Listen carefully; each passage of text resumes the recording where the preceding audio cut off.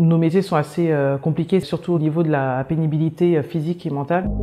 Alors je me présente, je m'appelle Audrey, j'ai 38 ans et je suis éducatrice de jeunes enfants en crèche. Le secteur de la petite enfance, ce sont des métiers qui sont très féminisés, donc du coup qui sont sous-valorisés, alors que ce sont des métiers qui sont importants sociétalement. C'est-à-dire que quand même nous avons des enfants, on contribue en fait à leur éducation et pour nous c'est important de faire partie en fait des personnes qui pourront les aider, les accompagner dans leur épanouissement en tant que futurs citoyens et futurs adultes de demain. Les métiers de la petite enfance, ça permet notamment les mères qui ont envie de reprendre une activité professionnelle de pouvoir avoir le choix. Ce qui est un peu dommage, c'est que du coup, comme il n'y a pas cette offre de nombre et de qualité, certaines mères qui voudraient peut-être reprendre une activité professionnelle ne peuvent pas forcément. Nos métiers sont assez compliqués, surtout au niveau de la pénibilité physique et mentale, parce que nous portons quand même des enfants jusqu'à 15 kilos. Quand les enfants pleurent, on prend toutes leurs émotions, ce qui est parfois pas facile à gérer. C'est vrai que du coup, ce sont des journées quand même assez fatigantes. Ce qui peut être un frein, c'est le fait que les salaires sont des fois trop bas et ne nous permettent pas de vivre dignement, ce qui peut être préjudiciable aussi pour